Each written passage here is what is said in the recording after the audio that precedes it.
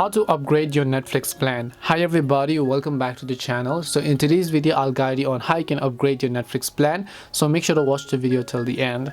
So if you'd like to upgrade your plan on Netflix, it's very simple. If you have a basic, standard, or the mobile plan, you want to upgrade to the 1080 or the 4K plan, all you have to do is, we're not going to use the Netflix app, but instead we want to open up our browser, go to www.netflix.com and then sign into your account. Once you're signed into your Netflix account, tap the three lines icon from the top left hand side of the screen. You'll find many options here, but you want to go to the one that says account, which is usually at the very top. Once you go to the option called account, if you scroll down over here, you'll find the option called change plan. So tap the change plan button, and then here currently you can see I have a basic plan, which is my current plan 720 pixels. And if I want to increase it, I can just choose the standard plan and upgrade to standard, or I can just choose the premium plan and upgrade to the 4K plan, which is going to cost me at least a bit more than usual.